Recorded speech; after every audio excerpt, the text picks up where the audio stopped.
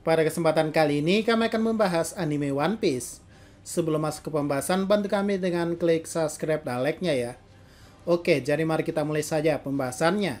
Jadi dalam dunia One Piece itu, terutama bagi para fansnya, banyak momen sedih yang selalu dibahas, terutama dua scene legend, yaitu kepergian kapal pertama bajak laut topi jerami yaitu Merigo, dan kematian kakak bagi Luffy yaitu Ace.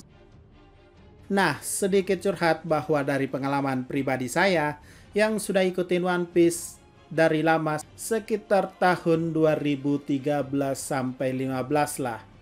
Bahwa sebenarnya dua scene yang dikatakan sedih tersebut ternyata tidak untuk saya, alias biasa-biasa aja. Mungkin kita mulai dari kematian Ace, kakak bagi Luffy, yang mungkin faktor kenapa hal ini bisa biasa bagi saya dan kebanyakan orang juga adalah saat Arch Marineford. Sebenarnya pada tahun itu sudah marak sih spoiler kematian Ace. Jadi rasanya kalau udah dapat kabar akan bagaimana nantinya, jadi kesannya biasa saja. Awalnya saya nggak percaya soalnya Ace berkali-kali diselamatkan. Mulai dari Crocodile, teriakan How Luffy, bahkan sampai Mr. Tree yang berusaha payah menggunakan kemampuan lilinnya dan membuka gembok yang membelenggu Ace.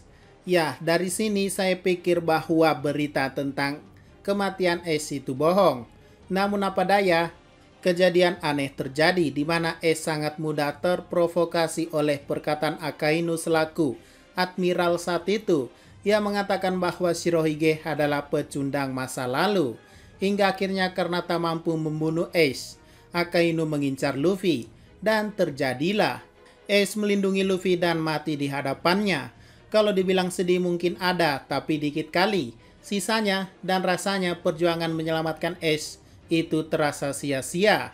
Mulai dari pasukan Shirohige, Oars yang membuka jalan, dan beberapa tadi yang kami sebutkan yang menyelamatkan Ace yaitu Crocodile, Mr. Tree, bahkan Marco the Phoenix. Itu rasanya agak jengkel aja gitu. Tapi sebenarnya hal yang membuat saya sedih secara pribadi mungkin ada di scene lain.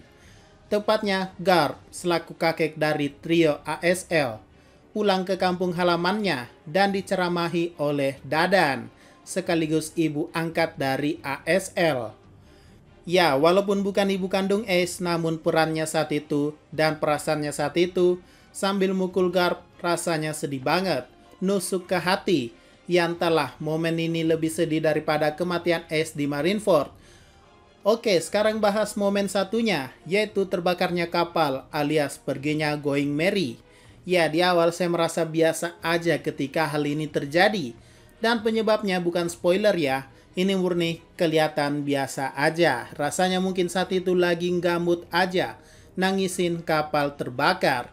Tapi, ada tapinya, bukan scene ini yang buat saya sedih, melainkan adegan lain dari Merigo. Dan bukan ke arah sedih juga sih, lebih tepatnya merinding.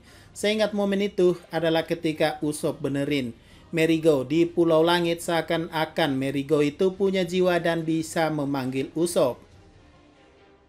Lalu momen ketika ia bertemu dengan pembuat kapal yaitu saudaranya Franky dan melihat dia berlayar seakan jalan sendiri di luar pantai Water 7 kalau nggak salah. Dan terakhir adalah momen di mana kapal ini tiba-tiba ada untuk menyelamatkan kru topi jerami setelah mengalahkan CP9. Dan mungkin ketika kapal ini mencapai akhirnya, mungkin itulah yang membuat saya merasa biasa aja. Karena tahu Merigo tak bisa berlayar lebih lama lagi. Dan Luffy dan krunya memang butuh kapal baru. Plus kru baru yang direkrut yaitu Franky. Yang dimana Franky adalah tukang kayu dan tukang kapal. Jadi ia lebih bisa menjaga dan merawat kapal dibanding Usopp dan kru sebelumnya yang sama sekali tak tahu merawat kapal mereka. Ya udah, itu aja sedikit cerita dari admin.